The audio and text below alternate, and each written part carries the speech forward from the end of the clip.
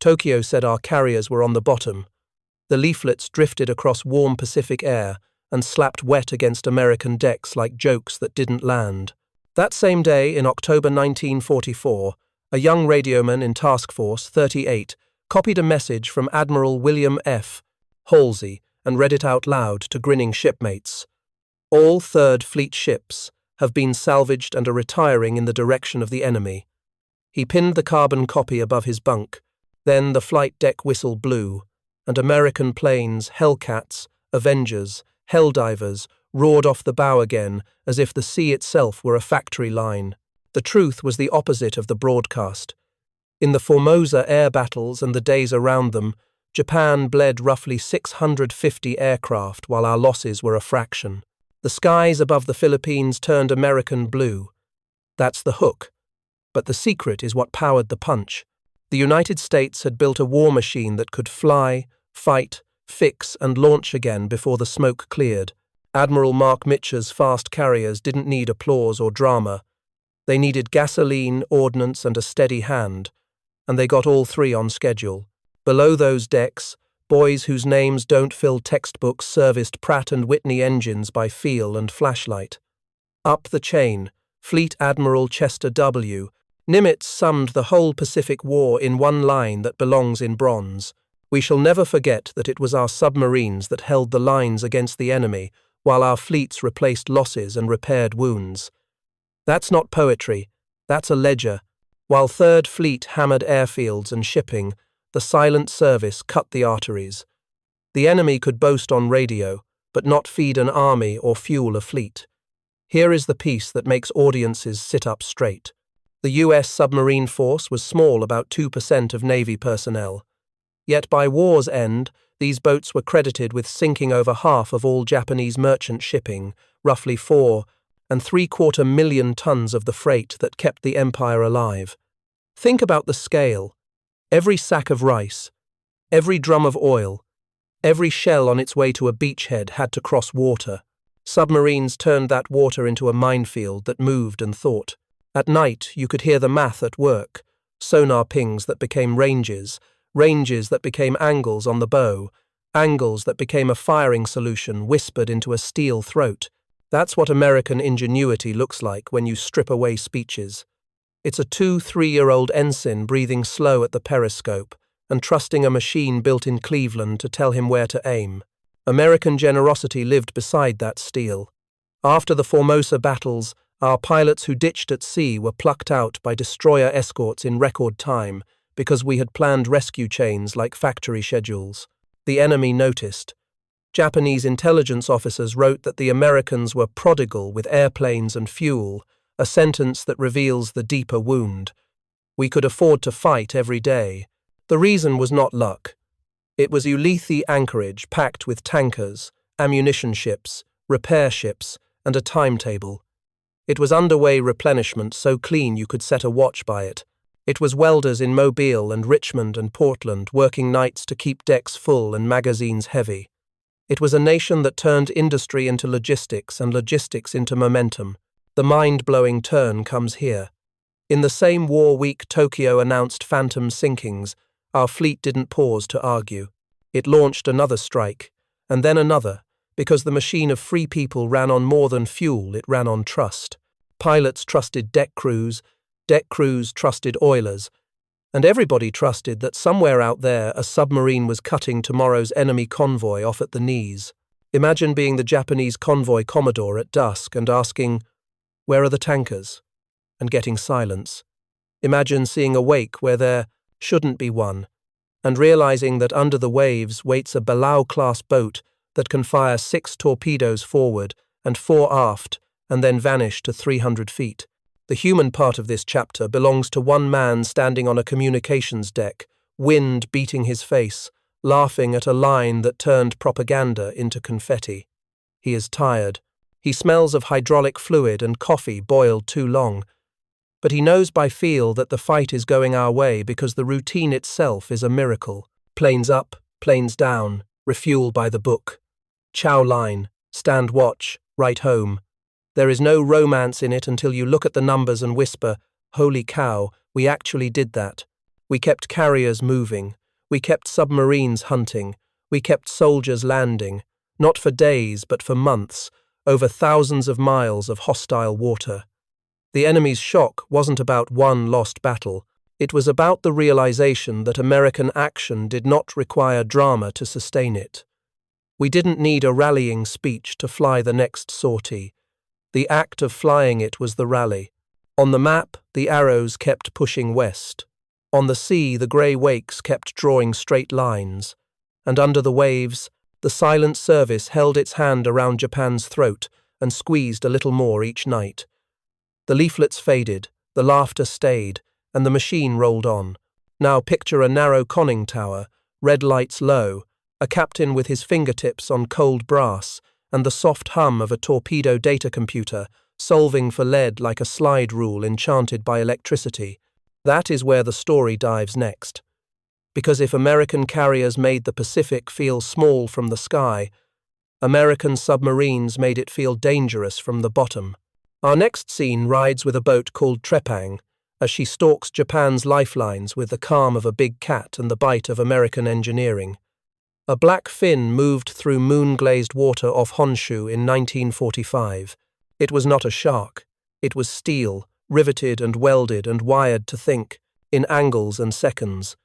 USS Trepang, SS 412, a Balao-class submarine with 10 21-inch torpedo tubes, a 5-inch deck gun, 2 periscopes, and a crew whose average age would pass for a college roster today, slid at periscope depth while the Pacific beat steady against her pressure hull.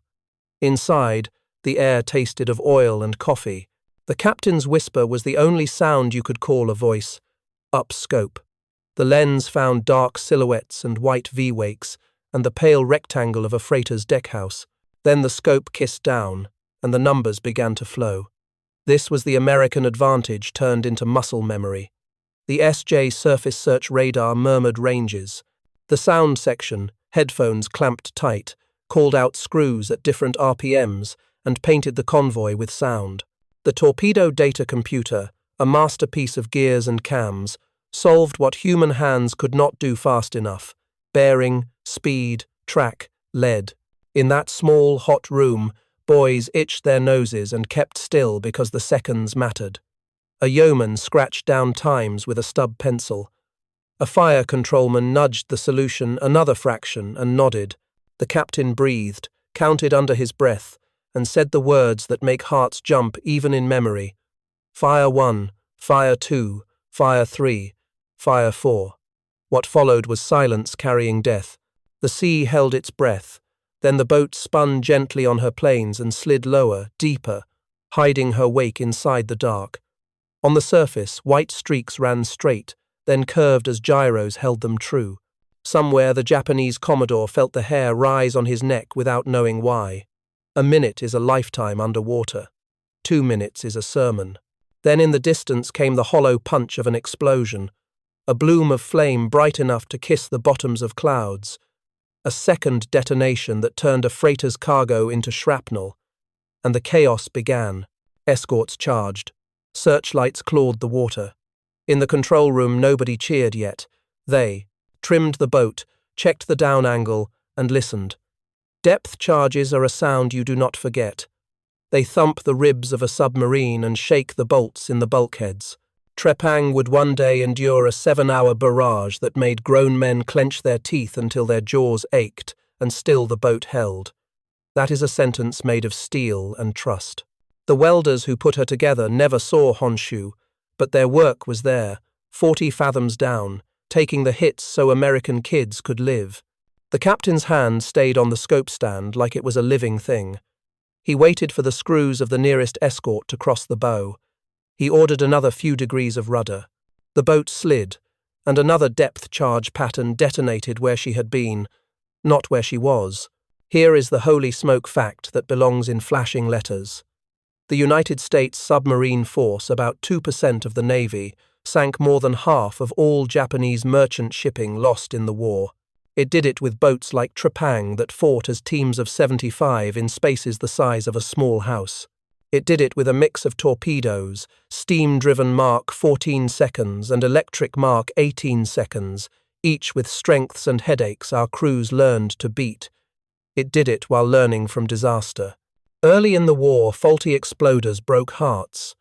By 1944 and 1945, fixes, discipline, and the cruel education of combat turned the force into a razor. Names matter. Commander Roy M. Davenport, one of America's great skippers, had led other boats like Haddo and Trepang with a fearlessness that bordered on reckless until you read the patrol reports and realize it was trained boldness. Lieutenant Commander Alan R. Faust carried that instinct into 1,945 patrols that prowled near Honshu, Luzon Strait, and the Yellow Sea. The records are dry on paper courses, bearings, hits, but they carry heat if you read them right. Submerged at 0535. Contact bearing 020, range 12,000. Enemy commenced. Zigzag. Commenced firing. Through those lines you can hear sweat drip and smell hot varnish, and imagine a torpedoman whispering a prayer he never admitted to later.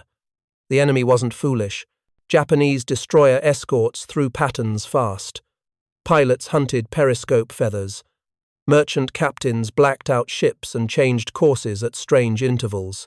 But you cannot outguess a machine run by free men who are trained to improvise. That is the American difference. The quartermaster with his charts is allowed to speak up. The sound man can say, "Captain, I think that's 2 ships there, not 1.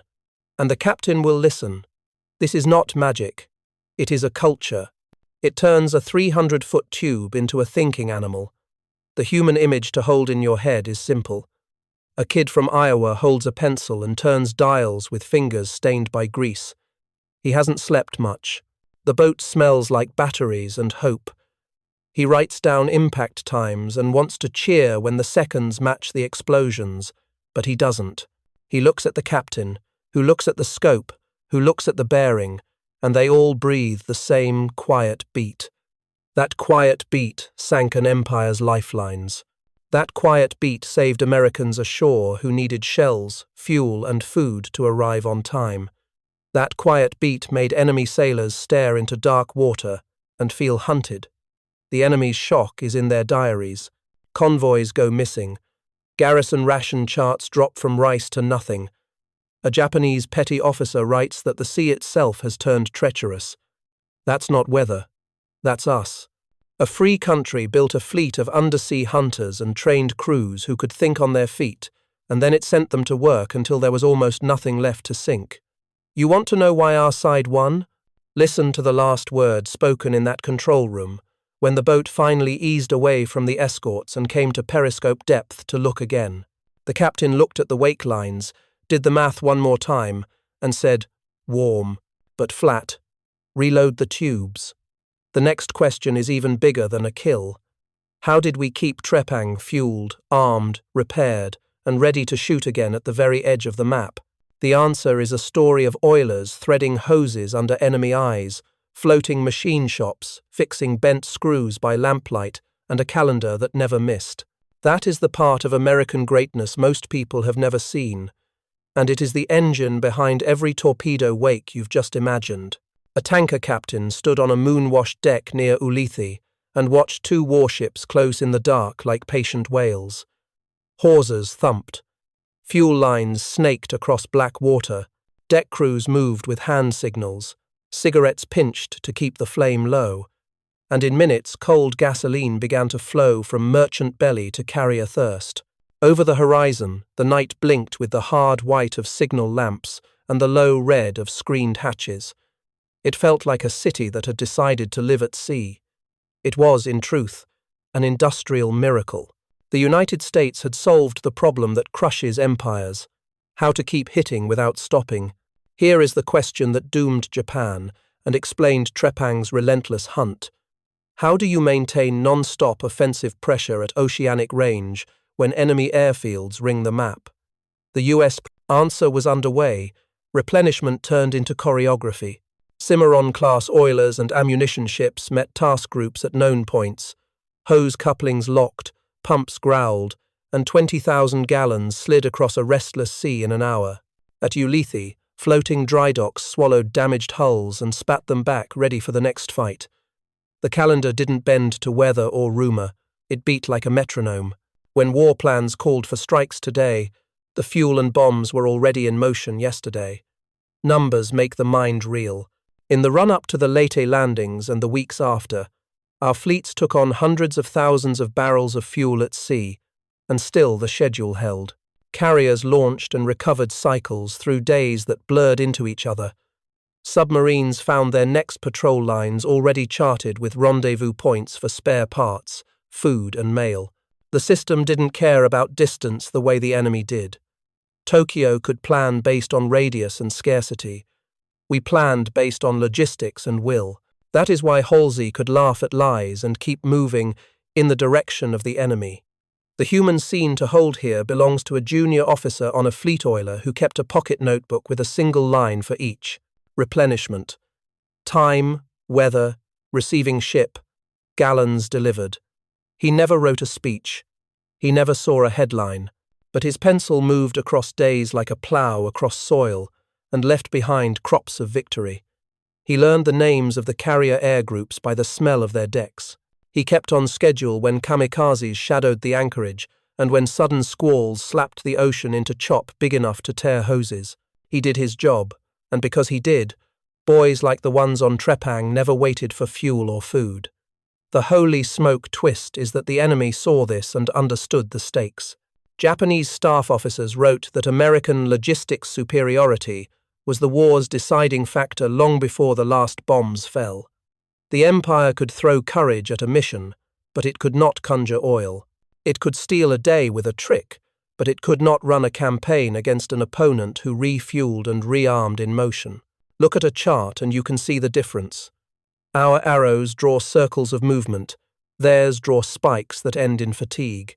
When Admiral Somu Toyoda considered his last, desperate plan to save the Philippines, he knew a defeat there would starve the fleet of fuel. He ordered it anyway. We were already closing the valves. Underneath these grand movements is a detail that makes American hearts swell. The men who ran that pipeline, merchant mariners, navy oilers, ammunition ships, repair tenders lived without fanfare and often without escort, in range of shore-based bombers and submarines. They were not famous. They were necessary. When the order came to top off a fast carrier group, they went.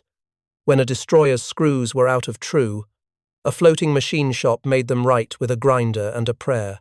When a submarine needed a new set of torpedo gyros, a crane swung at midnight, and a silent crew took delivery under blackout. It looked like routine.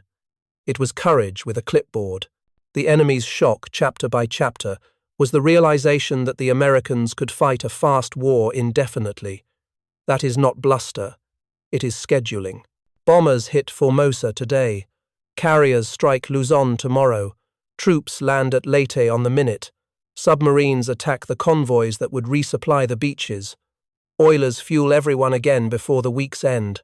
In that rhythm, Japanese planners saw their nightmare. A foe who didn't need an operational pause. A foe who could replace losses and repair wounds while still holding all the lines. A foe who could set a time and make it, at sea, every time. This is the bridge between what you saw in the control room of Trepang and the map that hung in Tokyo. The periscope picture is a bow wave and a target. The map picture is a pipeline and a calendar. America built both.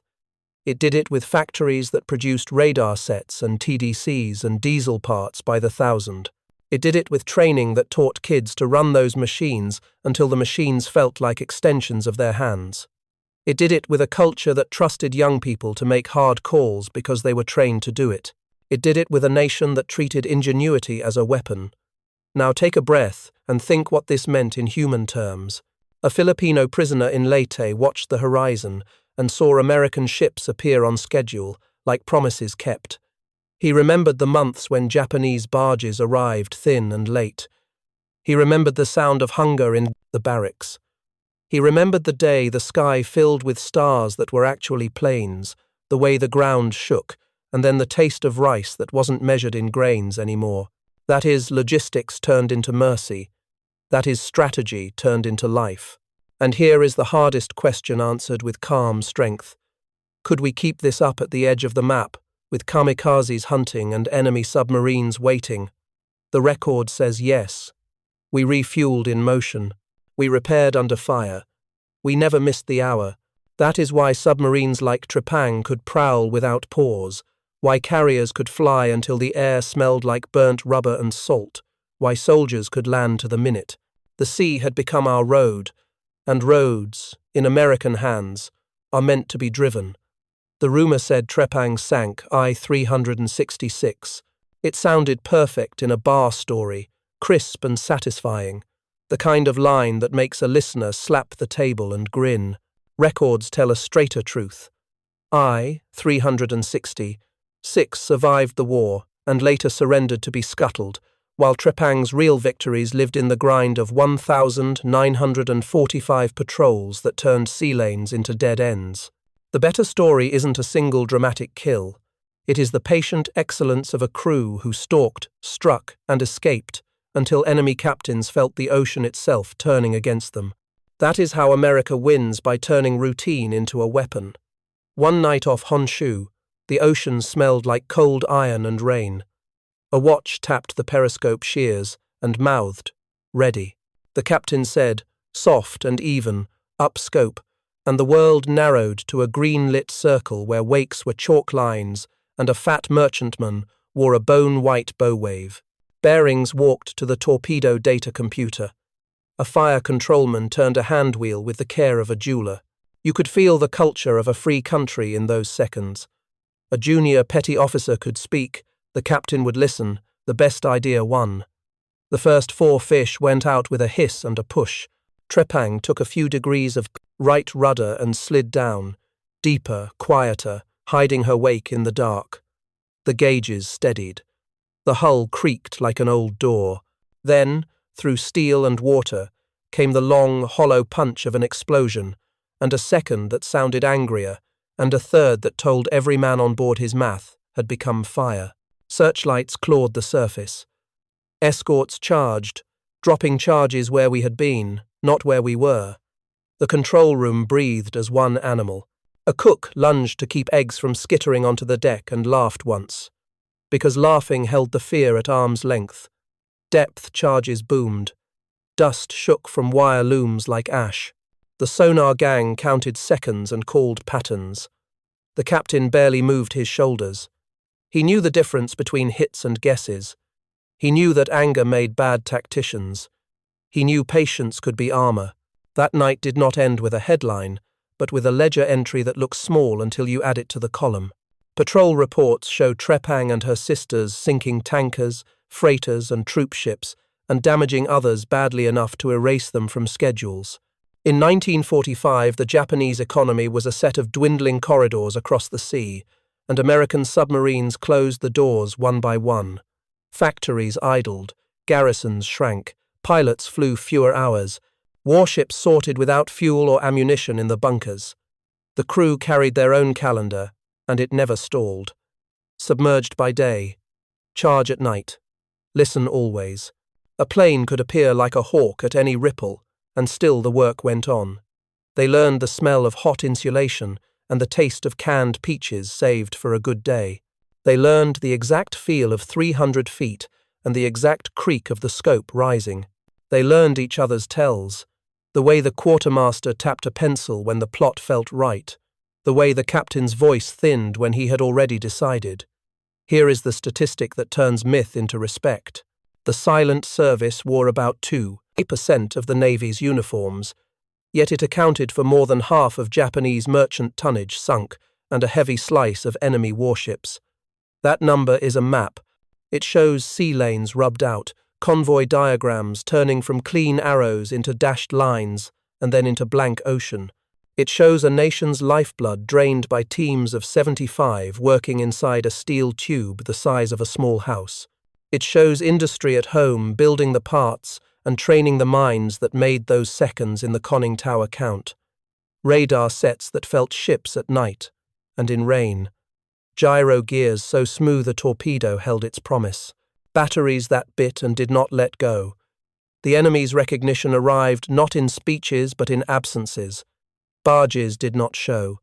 Colliers came late and light. A convoy that should have been 5 was 3, then 2, then just the smell of burned bunker oil on the wind. A Japanese petty officer wrote his wife that the sea felt cursed. It was mathematics and bravery instead. Under the waves were Americans who trusted each other and their tools enough to act faster than fear. Facts matter. So we say the true thing even when it is less dramatic than rumor. Trepang did not sink, I-366. The Japanese boat lived to surrender. That line does not dent pride. It sharpens it. We tell the truth because truth is the source of American strength. We don't need to gild the record. The record is gold already. The silent service strangled an empire's commerce, while our fleets replaced losses and repaired wounds. We did the impossible by doing the necessary, again and again, until the enemy's calendar ran out of days. The image to hold as this chapter ends is a boatswain's mate stepping onto the bridge after the screws fade and drawing a lungful of cold air. Stars scatter like silver shrapnel. A faint sweetness of burning cargo rides the wind. He does not cheer. He does not curse. He leans against the shears and thinks about the pencil marks he made and the torpedo tracks that turned those marks into food for men he will never meet. Down below, the captain orders, reload the tubes, and the boat becomes quiet work again. The Japanese High Command is about to try one last plan to break our grip at the Philippines. They will count on tricking our admirals, stunning our soldiers, stopping the pipeline that keeps boats like Trepang prowling. We will answer not with a flourish but with a system. Carriers up top, submarines below, oilers threading between, a free nation at their backs. Myths make a splash, reality makes a tide. Tides win wars, and this tide is American. In a quiet Tokyo room, a map hung like a promise on the wall, and Admiral Somu Toyoda set his finger on the Philippines and said the words that would wager a navy. He called it Shogo Victory Operation. The idea was elegant and fatal. Lure the American fast carriers north with a decoy, drive battleships through to smash the landing forces at Leyte, and let land-based aircraft hammer us from every airfield in range. It assumed we could be fooled. Out at sea, our answer was simple speed and a refusal to blink. On the beaches of Leyte in October 1944, soldiers and Seabees built airstrips while shells still thumped in the tree line. Convoys arrived as if pulled by a string. The sky that Japanese pilots thought they owned turned into our workshop. Carrier task groups pummeled Formosa and Luzon and kept moving because our logistics made movement normal. Japanese planners counted hundreds of aircraft gone in days. Our decks kept filling because oilers kept the pumps turning and ammunition ships kept hatches open. Every number was made of hands, riggers, ordnancemen, boatswains, radio men. Now imagine the submarine picture under this storm of metal. Boats like Trepang slid into the choke points and the shallow shelves, near Luzon Strait and the Bashi Channel, hunting tankers and transports that tried to feed the battle. A convoy was not a chess piece to us. It was a heartbeat. Stop it, and the body weakens. In Trepang's control room, the Shogo plan felt like a faster drumbeat. You could hear it in the way the sound man grouped contacts and in the low thrill in a skipper's voice when a range fell in just right. We stalked at night, recharged, and went again. American initiative, our secret weapon, closed the gaps in the plan. A radar picket turned on a minute earlier than doctrine said, and a flight launched 2 minutes later when fuel and load were perfect, and a torpedo spread walked a neat ladder across a convoy when the math said the second column would try to snake away. The enemy's surface thrusts were brave. Off Samar, destroyers and escort carriers fought like cornered heroes on both sides. Japanese gunners were not fools. They put shells where they meant to. But courage could not fix math. When heavy ships that burned oil by the ton every mile could not be refueled, every brilliant move became a sprint toward thirst. And above, our carrier air groups were not symbols, they were systems. Fighters swept. Torpedo bombers and dive bombers hit and climbed and hit again. Damage control repaired holes so fast it felt like defiance. The Japanese plan counted on American confusion. It got American clarity. A decoy could wave its flag. Our scouts could count masts and ask, "Where are the tankers? Where are the carriers? Where is the fuel?" When the answers came back thin, we knew the plan's bones. The part of the story that belongs to Trepang is small and mighty, as all true parts are. The boat chose the next wake, the next range, the next firing solution. A Japanese freighter heavy with crates and hope cut across a lane with 2 escorts pacing her. We rode just deep enough for the periscope lens to kiss air.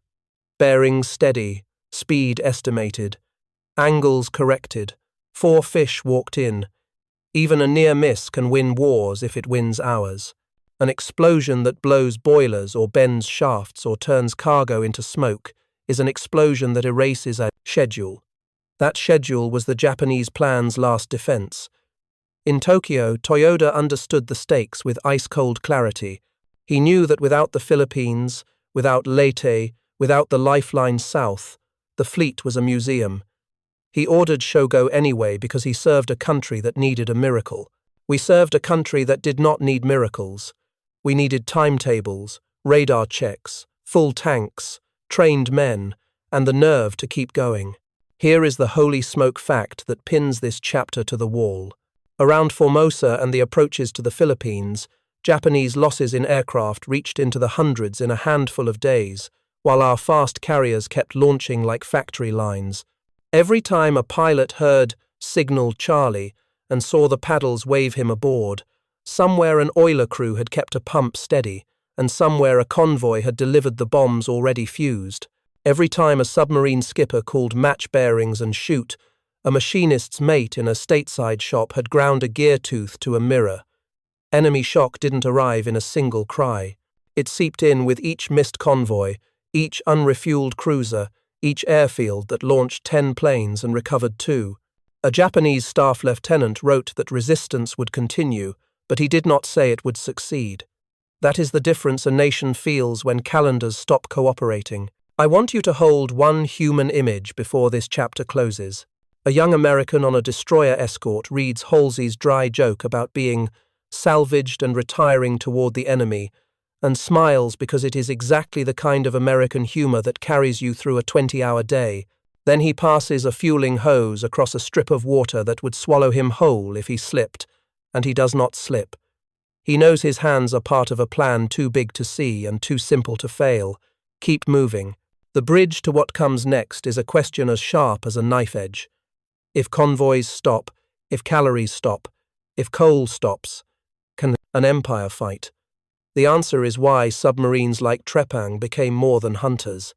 They became editors with a red pencil, crossing out the enemy's tomorrows until there were none left to read. The carriers kept cycling sorties because fuel, bombs, and spare parts arrived on time, even at the edge of the map. Underway, replenishment oilers shoulder to shoulder with flat tops, hoses locked in heavy seas turned distance into a detail. Submarines used that same clock, sliding to rendezvous for mail, food, and torpedo parts, then vanishing back to the lanes. Japanese pilots saw empty piers and counted the cost. American crews saw full decks and counted the next launch. A convoy master clicked his lamp at dusk and asked the only question that matters in a war fought across water. Where are the tankers? The sea answered with wind and nothing else. He felt the first tug of panic he would not name in his log. On our side of the horizon, submarines had turned silence into a weapon. Here is the formal version of that same question, framed like a problem on a blackboard. Can a nation feed its armies, fuel its ships, and power its factories when more than half of its merchant tonnage has been sunk, much of it by submarines it cannot see and cannot catch? The revelation is not philosophical. It is arithmetic. When the ships stop, everything stops. On later, a Filipino prisoner named in my notes as a composite called him Sergeant Bill Anders, though he wore no American uniform, remembered watching the horizon in 1944 and 1945. He later told an interviewer, "Your ships kept coming, theirs stopped," a sentence that carries the weight of statistics without a chart. The American edge was not a miracle. It was design. Our subs did not just sink ships, they sank options. They made commanders choose between feeding soldiers and fueling fleets, and then they made those choices fail because the ships never arrived. Trepang's work in this was the steady kind that breaks. Calendars. The boat hunted in the lanes that mattered and did her work without speeches. She moved at night with batteries hot and men calm, periscope up in 10-second sips, firing when the solution was ready and holding when it wasn't. She was not a headline machine. She was a timetable killer. The statistics land like a gavel. The U.S. submarine force was roughly 2% of Navy personnel and accounted for the majority of Japanese merchant tonnage, sunk millions of tons of cargo that would never become shells or rice or gasoline. Look at how the shock spread through the enemy's system. A coal shipment does not arrive, so a rail yard slows down. A rail yard slows, so a factory stops. A factory stops, so an airfield gets half its fuel. An airfield launches 10 planes and recovers 2, and the next day it launches 6 and recovers 1, and the commander writes a brave report and knows the truth anyway. On the American side, the machine kept time. A fleet oiler officer could open a notebook and tell you how many barrels his pumps had moved in a week, and you could convert that number into carrier sorties on your fingers. A repair tender chief could give you a list of screws, trued, and radar sets tuned, and you could convert that list into hours a submarine could spend hunting instead of limping home. War is fought by math you can feel. Now hold one POW voice and let it stand for many. A captured petty officer sat on a destroyer escort's deck with a blanket around his shoulders and said, "Your kindness hurts, because coffee and a clean bandage can cut deeper than shell fragments when you were trained to hate the hands that offer them." He looked at the order on our decks, the calm in our routines, and he understood that abundance was a weapon too. Enemy decision papers still used proud words like concentrate and decisive, but the sea would not give them what they needed. They could not concentrate without fuel. They could not decide anything when every decision depended on ships that no longer existed. Every convoy our submarines tore apart was a page ripped from a calendar nailed to a headquarters wall. In Trepang, the sound man called a faint beat and smiled because screws of that pitch belonged to small escorts, nervous and quick. The quartermaster plotted bearings that made a neat triangle and said, quiet as a breath, that the merchantman was steady on 285. The captain kept his hands loose on the periscope stand because tight hands mean tight eyes. He counted, ordered the spread, and then ordered down scope in a tone that feels like a door clicking shut. Discipline is love in a steel tube. Do it right. Come home. Here is the holy smoke moment that belongs to this chapter, simple enough to carve on brass. We cut so many supply lines that enemy units measured their failure in calories. Ration charts fell like autumn leaves. Garrisons ate seed rice. Fuel drums were counted by touch in the dark because there weren't enough to waste light on them. Meanwhile, our convoys came with ice cream machines, and if that sounds like a joke, know that it was strategy wearing a grin. When a POW gained weight in an American camp, that was the United States saying out loud, without saying a word, that our way of life could feed you, even when you were the enemy yesterday. The enemy's shock turned inward in those moments.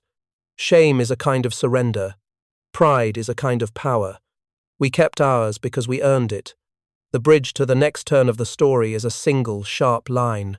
If subs could starve an empire with 2% of the Navy, what happens when the whole American system carriers, oilers, armies, and boats hits full stride at once? The answer is the thing history remembers as dominance, and it is coming next. The periscope rose like a needle. The circle of night showed a faint wake, a pinprick masthead lamp, and the ghost of spray blown off a bow. Up scope, the captain said, and the control room of USS Trepang moved as one quiet hands, quick eyes, no wasted motion. The freedom to think lived in that red-lit room. A sound man in his 20s, hair mashed under headphones, gave a bearing cut the captain hadn't asked for yet. A quartermaster murmured a speed estimate before the order left the skipper's lips. This was the American edge at periscope depth. Initiative trained so finely it looked like instinct. The torpedo data computer, a brass brain of cams and gears, clattered a patient rhythm as dials settled. The SJ radar whispered range in salt-licked pulses. A fire controlman made the tiniest correction and glanced once toward the captain. "Match bearings," the skipper said, a sentence that in wartime means everything, and a ladder of torpedoes went out into the dark in even, deadly steps. The boat sank lower. Plainsmen fought the trim with the smallest wrist movements you've ever seen, like sculptors shaving a statue no one else could see. Above, the convoy kept on, not knowing that American math had already arrived at its conclusion. The escorts would guess and hurry and drop charges where we had been, not where we were. This was not luck. It was culture. In Trepang, a junior petty officer could speak fast if he saw something first. The best idea won because the boat did not care about rank when seconds mattered.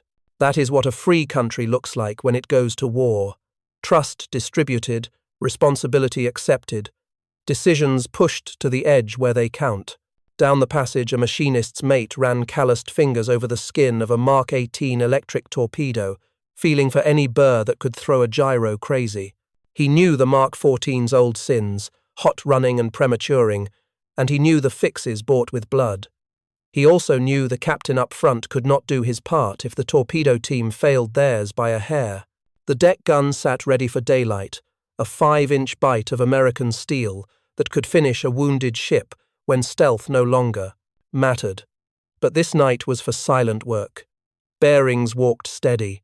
Fire 1, fire 2, fire 3, fire 4. The boat banked and lost a few feet. A diver holding his breath under an ocean of pressure, and waited. The first explosion hit like a hammer dropped on a drum. The second came as a flat, angry slap. Somewhere a Japanese helmsman spun a wheel hard over, and somewhere a commodore shouted for more speed, and somewhere a young sailor tasted smoke and salt and fear for the first time. Trepang felt only the echo through steel. Depth charges began their punctuation, the escort's answer written in thunder. 7 hours was not a fairy tale number. Boats endured hunts that long and longer. The trick was calm. American crews drilled until routine became armor. Hold her there. Another degree down. Compensation good. Anger makes bad tacticians. Patience wins under pressure. Here's the holy smoke truth that rests on ledgers, not legend. The U.S. submarine force wore about 2% of Navy uniforms, yet by war's end it accounted for more than half of all Japanese merchant tonnage, sunk millions of tons that never reached guns, engines, or bowls. That is not a boast. It is a map of empty lanes and silent piers. It happened because boats like Trepang turned initiative into a weapon. A radar operator took one extra sweep when rain clutter made the screen messy. A quartermaster asked to adjust the plot by half a knot. A captain accepted ideas from below without losing command from above. This is how freedom makes machines smarter than their parts. The enemy noticed. In captured diaries, Japanese officers called the sea bewitched. It was not curses. It was young Americans who were allowed to think. Even when a pattern fell close and glass dusted the control room like frost, the skipper's voice stayed level. All ahead 1/3. Rig for silent running. Stand by to clear baffles. They would live or not live by the next 2 minutes, but they would not freeze. When the last charges thumped far astern and the escort screws doppled away, the skipper brought the scope up a hand's width, breathed once, and spoke what every man longed to hear. Good shooting. Reload the tubes. A submariner wrote in pencil, "We do not talk much about fear because routine keeps it busy." And that is as close to scripture as any crew needed. The human detail that makes this real is small. Grease under nails that never truly scrubs off. The smell of coffee that tastes like courage. The feel of the periscope handles biting a little in cold fingers. Somebody taped a copy of Fleet Admiral Nimitz's line to a bulkhead. "We shall never forget that it was our submarines that held the lines," because it felt like someone in the big world had looked into their small one and understood. They didn't need medals pinned on the control room door. They needed a working TDC, a crew that told the truth fast, and a nation that would send what they asked for on time. The enemy's shock grew in the spaces between events. Convoys thinned, garrisons cut rations, airfields sipped fuel instead of pouring it. The radio still made brave sounds, but the sea stopped cooperating with the script. Submarines do not sing victory, they erase futures. A freighter sunk tonight is not just a ship gone, it is the failure of every plan that depended on it. That was Trepang's quiet specialty in 1945. No headline required, just the steady ledger of men who used freedom to move faster and hit harder.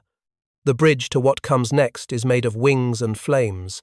Above the lanes where Trepang hunted, another weapon took shape pilots who intended to die. The enemy believed that suicide could break our schedule. They were wrong. Our answer was the same as in this red-lit room. Trust, training, and systems that turn courage into results. The pilot was 21 and polite. He had drawn diagrams of airfoils in a school notebook before the war. Now he tied a white headband and wrote a last letter home that began, "Do not grieve." He climbed into a Navy fighter, altered into a bomb, and pointed it toward American decks he had never seen. He believed his death could stop a machine that ran on oil, steel, and timing. On our side, a different scene unfolded. A carrier deck shook under sprinting boots, and men in colored jerseys, yellow for directors, blue for handlers, red for ordnance, green for catapults, moved like a human circuit. Radar pickets reached far, the Combat Information Center tracked blips like a metronome, and Hellcats and Corsairs clawed up into the sky on cue. Damage control crews waited with hoses charged and foam, ready because in the American system, courage married preparation and refused to divorce under fire. The first kamikaze dove with sun behind him, a silhouette flickering in heat haze. The ship's 5-inch mounts barked, the 40mm Bofors stitched the air, and tracers arced like thrown comets. Sometimes the worst happened. Wood burned. Steel buckled. Men screamed and then got up because somebody shouted a word they understood better than fear. Repair. They trained for this. Hoses found flames. Teams vented smoke. A burned deck officer croaked through blisters. Launch the next strike. And the cats went live again because the mission was bigger than any single pain. The Japanese plan counted on horror to slow American hands. It found hands that did not shake. Here is the holy smoke truth told with numbers and sweat. Around Formosa and the approaches to the Philippines in October 1944, Japanese aircraft losses soared into the hundreds in days, while American fast carriers kept launching cycles like factory lines. That rhythm existed because someone, miles away, had threaded a fueling hose in rough seas and pumped high-octane gasoline into thirsting tanks. It existed because a destroyer escort had screened the oiler with guns that never jammed. It existed because a radar operator had learned to ignore sea clutter and spot the speck that mattered. The kamikaze weapon turned human bodies into fuel. Our answer turned planning into armor. A petty officer on a carrier later said, "We had a job. We did it after the blast, same as before." Another voice, from a Japanese memoir, said, "I wish to die for my country." And the contrast hits like cold iron. We did not win because we valued life less. We won because we valued it so much we built systems to protect it and make it powerful. Damage control is love in a steel hull. Launch timing is trust turned into seconds. Under that umbrella, submarines like Trepang hunted without pause, knowing that the big decks overhead would keep the skies clearer than yesterday. On an American oiler, a junior officer made a pencil notation so small it looked like dust. TF, 38, fueled complete. That line is a blade that cuts history. Without that note, the next strike does not launch, the next cap does not climb, the next escort does not screen. With it, the tempo holds. The enemy's hope for shock wears out against a routine that absorbs impact and moves. A kamikaze can kill brave men. He cannot kill a system that expects his arrival and is already reaching for a wrench and a hose to outlast the fire. The human detail that makes this feel like skin and breath lives on a tiny patch of non-skid where a sailor in blue jersey kneels to check a chock and feels heat through gloves from a fire put out an hour ago. He hears the arresting wire sing like a bass string, sees a Hellcat roll past with flaps down and oil streaked like war paint, and thinks plain thoughts. Keep the lane clear, keep the signal bright, keep the pump running. Someone hands him a canteen and says, "One more launch," and he grins because that phrase is our inheritance. One more launch became the bridge to victory. Below all this, Trepang listened. The enemy's suicide waves could not refuel a cruiser, could not convoy rice, could not bring coal to a steelworks. Submarines waited where consequences lived, along the routes that made empires possible. After a raid, after a fire, after damage control had laid wet rags over scorched paint, American carriers launched again. The message was not loud, it was relentless. We will keep coming. The sea belongs to those who can keep time.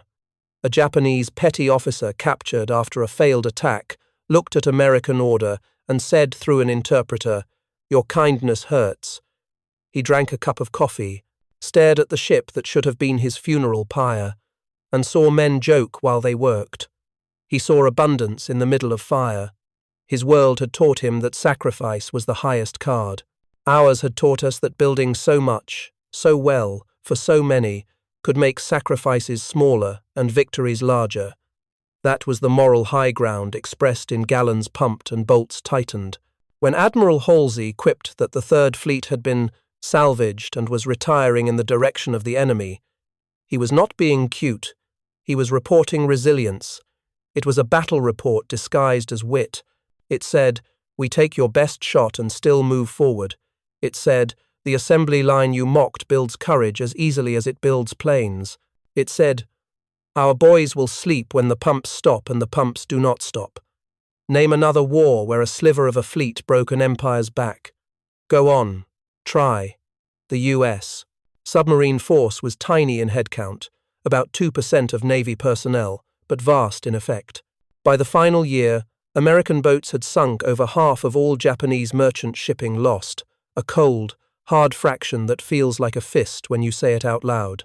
The silent service did this with crews of about 75 men, living inside a long steel cylinder, running a brass computer by feel, and trusting each other with seconds that could trade life for victory.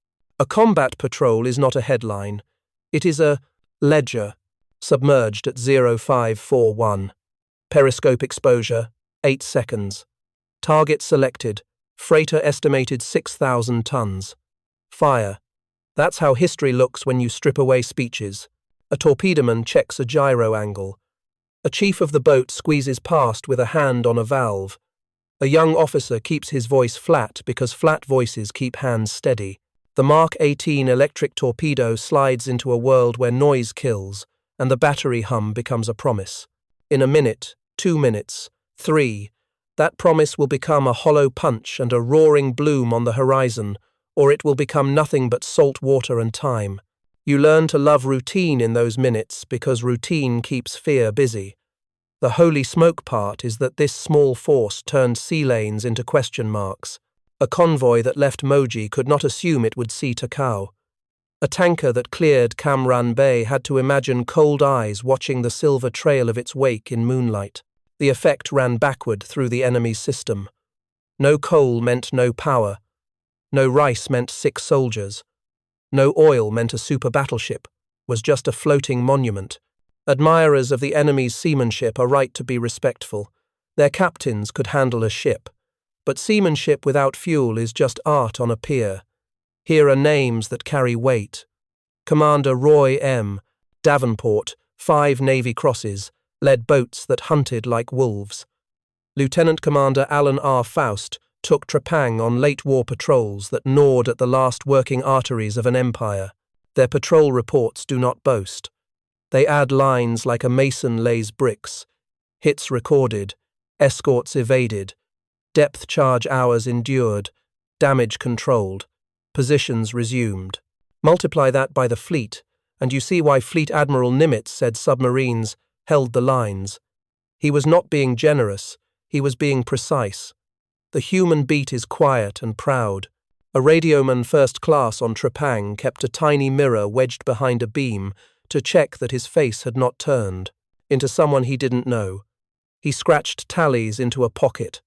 Bible's blank page, not kills, but hours submerged without error. He said later, "I learned to hear the difference between a trawler and a warship in my bones, and that is how experience talks when it grows up." He did not care about fame. He cared about the moment the captain said, "Well done," as if it were an extra hour of sleep. The enemy's shock did not arrive with a single order. It crept in with ration charts that fell in neat columns, rice cut in half, coal deliveries missed, flight hours trimmed. An intelligence officer wrote, "American undersea tactics impossible to counter at this time," which is just a crisp way to say we could not be chased off our prey. Their destroyer escorts were brave and often fast, but they could not be everywhere. And our boats learned their habits the way you learn a neighbor's walk. A certain escort captain liked to drop patterns in triads. A certain convoy commodore always ordered a turn to port under fire. Pattern recognized, pattern punished. At home, the United States backed this 2% force with 100% commitment. Stateside factories sent out TDC parts that fit the first time. Training schools turned farm kids into sonar wizards. Trials taught the fleet that the Mark 14 needed fixes, and the fixes arrived. A Below-class hull, deeper diving than its Gato forebears, gave skippers breathing room when charges walked closer than comfort. A 5-inch gun on deck gave teeth when secrecy wasn't needed. Food with calories and coffee as thick as syrup gave men the fuel to think. The machine was human and metal at once. A POW looked at an American camp mess line and whispered, "We gain weight here." That sentence tells the story of the undersea war in a mirror. We had so much that even our prisoners ate well. The enemy had so little that their soldiers counted grains. Abundance wins wars without meaning to boast. It tells every reader of a ration card that resistance is a romance, not a plan. A Japanese sailor taken from a sinking freighter wrapped his fingers around a cup of cocoa and stared at the man who handed it to him. "Why?" he asked through an interpreter. "Because that's who we are," came back, and the question did not need asking again.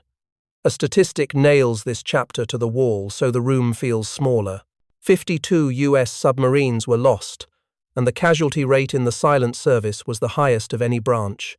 Yet the line kept ploughing through the sea because the nation kept sending boats, parts, and volunteers. That courage, amplified by logistics, broke something in the enemy that cannot be measured only in ships sunk. It broke confidence. It told every convoy commodore that nightfall brought hunters. The bridge forward runs on oil. You have seen the small force break a giant. Now see the system that gave that force endless breath. Fleet oilers, ammunition ships, repair tenders, and a mid-ocean anchorage called Ulithi that felt like a floating city. If you want to know why our planes kept flying and our boats kept hunting at the very edge of the map, follow a fuel hose in a rising sea and listen to a pump that never tires. Dawn came up like steel over Ulithi. A tanker captain stood under a red-lensed bridge light and read the signal that mattered more than any speech. Rendezvous confirmed. Commence fueling on approach. Cimarron-class oilers slid into station like patient whales. Hoses snaked across grey water. Couplings locked with a thump you felt in your ribs. The ocean did not turn calm out of respect. It heaved. Still, the lines held. Pumps thrummed. High-octane gasoline and black bunker fuel flowed into steel bellies that would lift planes, drive screws, and feed the hunt. Wars are not won by courage alone. They are won when courage meets logistics that refuse to fail. Here is the question that framed the Pacific like a chalk problem on a board. How do you fight every day at the far end of the world?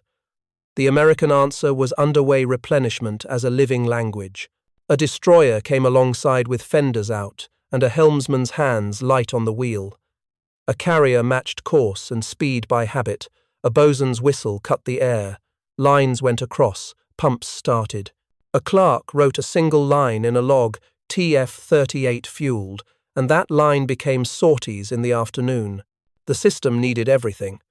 Weather, discipline, seamanship so fine you could trim a ship by a yard, engineering that kept pump seals tight, gunnery watches that kept submarines honest, and a calendar that never lost a page. Numbers make this feel like gravity. In the push for the Philippines, hundreds of thousands of barrels moved across choppy decks in a week, and still the fleet asked for more. Ammunition ships opened hatches and passed 500-pound bombs as if they were groceries. Repair tenders trued propeller blades with sparks bouncing off welders' jackets like fireflies. Floating dry docks swallowed cruisers and spat them out whole. The machine extended from Iowa cornfields to Ulithi Lagoon. A sailor could stand on a tanker's catwalk, smell gasoline on the wind, and know that somewhere a Hellcat's tank was filling because his pump ticked one more minute without seizing. The human detail that separates romance from reality is simple. A boatswain in dungarees lay on his stomach with a wrench and tightened a stubborn coupling while green water slapped his boots. He tasted salt and diesel and grinned at the coxswain who held the ship steady. That grin is a weapon.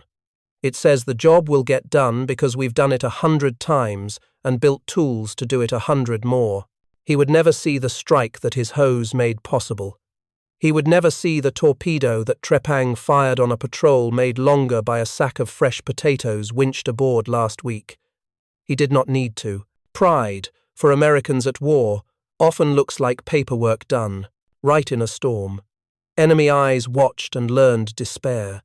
Japanese staff officers wrote of American logistics superiority with the flat tone of men writing the weather, unchangeable, wide and daily. They could plot a bold surface run, and they did at Surigao and Samar. They could launch suicide waves, and they did at sea and ashore. But they could not build a refueling ballet at speed beyond the reach of their air. When they asked, "Where are our tankers?" the answer came back thin. When they watched our decks after a hit and saw planes launching into a sky that smelled of smoke, they understood that we had turned repair into a weapon. A line from a merchant skipper rings like an axe on a stump. We fueled them quickly. It sounds modest. It is victory dressed in flannel. Quick fueling meant cycles held, meant cap stayed up, meant the next strike hit Formosa and the next hit Luzon, and the next covered a landing at Leyte on the minute. Under that umbrella, submarines like Trepang received parts in a dark anchorage, mail that felt like home, and torpedo spares that meant one more spread on station instead of a dash back to base. The small force that broke a giant did not do it alone. The tanker's pump was its heartbeat. A POW saw this abundance and felt a shock that had nothing to do with explosions. He stepped onto a US deck as a prisoner and smelled coffee, frying eggs, and a sweetness he later learned was vanilla from an ice cream machine. "You eat like this in war?" he asked, not as a sneer but as a child faced with a carnival. Yes, we did. We did because our factories did not sleep, because our farms did not fail, because our ships met in the open ocean and locked hoses like handshakes, and because Americans believe that even in war, men should be fed. That answer converts enemies faster than bullets ever could. It says our way of life can outwork and outlast hatred. Here is the holy smoke fact that ties decks to depths. Every time an oiler logged complete, it gave submarines freedom to hunt longer by keeping the sky friendly and the sea patrolled. Every time a repair ship welded a crack, it returned a destroyer to screen a replenishment group so a convoy could fuel safely where yesterday it could not. The system fed on itself in the best way. Success generating more success. It is fashionable to speak of decisive battles. The truth in the Pacific is decisive schedules. The chapter must close with a picture that binds steel and soul.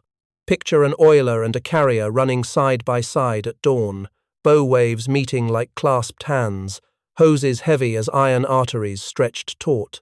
Picture a signalman blinking a lamp and a reply coming back clean. Picture a young officer with a clipboard writing, "Complete, 0610. He will take coffee and a minute's rest and then do it again in the afternoon because the calendar says he must. Trepang, miles away, will slide under a grey sea and listen for screws. She will fire because that officer did his job and because a nation did too. The bridge to the next scene hums below decks and whispers under waves. Oil in the pipes, bombs in the racks, torpedoes in the tubes, courage in the hearts. The enemy tried to make death a weapon. We made life into one. The story now returns to the hunters who used that gift to make the map smaller for the enemy with each passing night. Tokyo radio claimed 19 American carriers were sunk. Leaflets drifted across wet decks like dead fish. Sailors scooped them up, laughed, and launched more planes. Admiral Halsey answered with a line fit for bronze. All Third Fleet ships have been salvaged and are retiring in the direction of the enemy. It was a battle report disguised as a joke. The enemy swung with words. America hit back with schedules. Fighters rose, bombers dove, and the sea kept filling with American wakes. A Marine radioman on Leyte copied Halsey's message on a kneeboard and slid the sheet into his pocket Bible. That night he watched Seabees scrape coral into an airstrip while shells thumped in the trees. The strip opened on time. AC-47 rolled in with crates that smelled of oil and oranges. "Tell Mom I'm fine," he wrote. "We're retiring toward the enemy." He was not mocking the foe. He was reporting the mood of a nation that trusted its machines and its people. We joked because the numbers were serious. Around Formosa and the approaches to the Philippines, Japanese aviation bled aircraft by the hundreds in days. Our decks kept launching like a factory at sea because fuel and bombs arrived exactly when needed. A captured pilot stared at the order on our deck and said, through an interpreter, "Your kindness hurts." Medics bandaged him. A cook handed him coffee. He saw damage crews rinsing foam from scorched paint, while flight deck crews chalked the next launch. That contrast cut deeper than bullets. The enemy chose death as a tactic. We chose life as a system. Life proved harder to stop. The sound of arresting wires singing to tension, the clean click of refueling couplings, the calm cadence of a deck gang moving by hand, signals these were American answers. The joke traveled because it fit the facts. We were not invulnerable, we were resilient. When a kamikaze burned a hole in a deck, men with hoses and wrenches turned flame to steam and steam back to flight operations. When weather closed a lane, oilers slid into another. When rumor tried to steal our breath, we answered with a timetable. Courage gets you into the fight.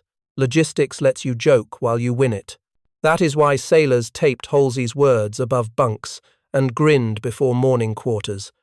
A petty officer on a destroyer escort kept a tally of leaflets collected, and pilots recovered the same day.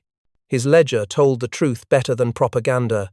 The count of lives saved beat the count of lies spread. He wrote home that Americans measure victory by what keeps moving. The bridge to Tokyo's decision point is short. The enemy could not conjure fuel into tanks or convoys onto the horizon. Admiral Toyoda would gamble a fleet to save the Philippines and, with it, oil. We would answer with clocks that worked and with submarines that erased tomorrows at night. In Tokyo, Admiral Somu Toyoda studied a wall map and spoke without drama. Save the Philippines or lose the fleet to thirst. The plan, Shogo, would lure our fast carriers north, push battleships through the middle, and smash the landings at Leyte under land-based air. It was elegant, brave, and fatally dependent on ships that could not be fed. Across the ocean, Americans did not deliver speeches. They delivered fuel, bombs, and exact times. On Leyte, soldiers and Seabees turned jungle into runways while shells snapped branches. A beachmaster waved in LSTs. The timetable held. Destroyers screened the lanes. Submarines slid into choke points and listened for convoys that might rescue the plan. Trepang prowled those arteries like a surgeon's blade, not famous, always necessary. A firing solution is not rhetoric. It is 3 bearings, an estimated speed, and a captain who trusts his team enough to shoot on time. The enemy's thrusts were bold. Off Samar, escort carriers and destroyers fought so hard the word courage feels too small. Japanese gunners were not fools. They found range. Yet math ruled the day. A cruiser that burns tons of oil per hour is a hostage to its tankers. A land-based airplane that loses hundreds of aircraft in a week is a hostage to training hours and gasoline. We held the training. We owned the gasoline. That is not taunting. It is accounting. Here is the moment that decides more than the salvos ever could. The decoy force waved its flag. Halsey chased north. and the last door to the beaches rattled. But the machine did not break. 7th Fleet battleships crossed the T at Surigao. Pilots flew until dusk smelled like cordite and salt. Oilers finished another rendezvous and logged the line. Complete. Submarines turned torpedo wakes into commas that cut enemy sentences short. A Japanese staff lieutenant wrote, "Resistance will continue." He did not write, "Resistance will succeed." Convoys failed at the source. Coal starved steelworks. Rice starved garrisons. The sea turned American because the calendar did. We were not faster by chance. We were faster by design. Replenishment groups, repair ships, radar nets, training syllabi, and the liberty to let a petty officer speak when he saw the answer first. A destroyer escort sailor remembered a single hour as the war in miniature. He passed a fueling hose, cleared a landing lane, hauled a pilot from the water, and laughed at a leaflet that said his ship was sunk. He turned it into a bookmark. He wrote home that the enemy was brave, but the clock on our side was braver. The next morning the pumps started again. The decision closes with quiet sentences. Toyota had gambled for an empire that needed a miracle. America answered with men who made miracles unnecessary. The Philippines fell back into our hands. The fleet that tried to starve us starved instead. Above, the skies stayed ours. Below, the hunters kept score with pencils and patience.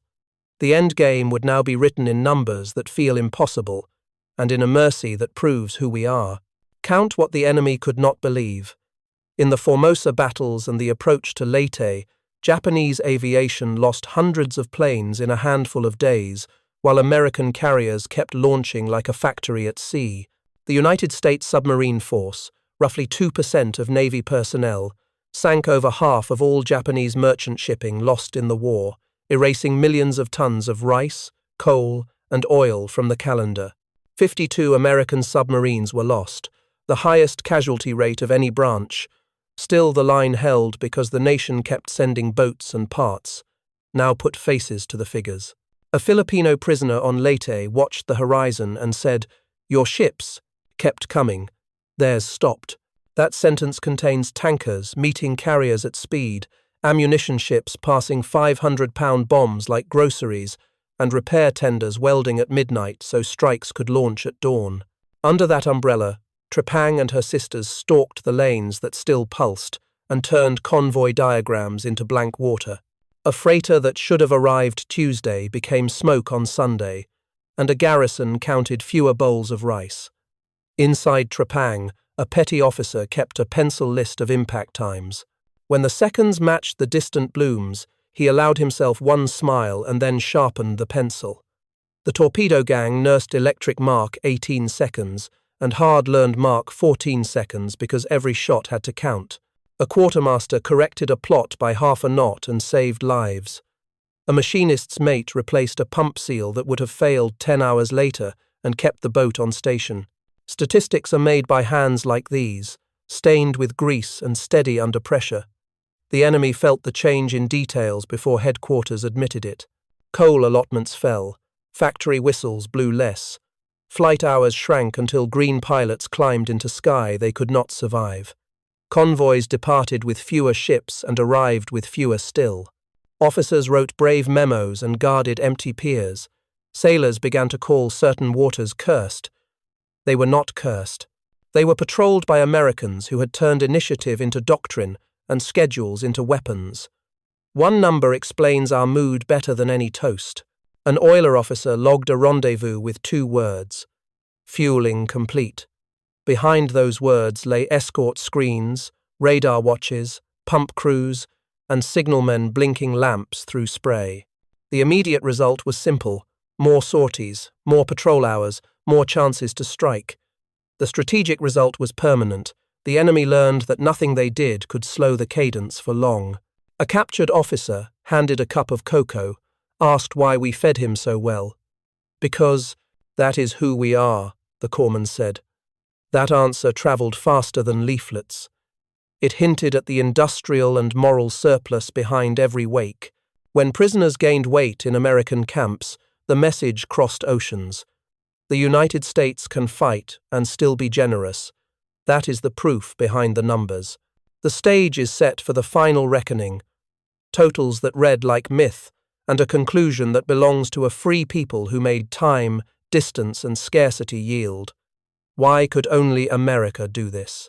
Start with character that turns factories into fleets, free minds trained into disciplined teams, young petty officers allowed to speak when they saw the answer first, captains who welcomed ideas and still carried the weight, welders who never saw the Pacific but built pressure hulls that shrugged off 7 hours of depth charges, farmers who filled mess decks and fuel tanks, clerks whose one-line entries, fueling complete, became sorties, patrols, and rescues.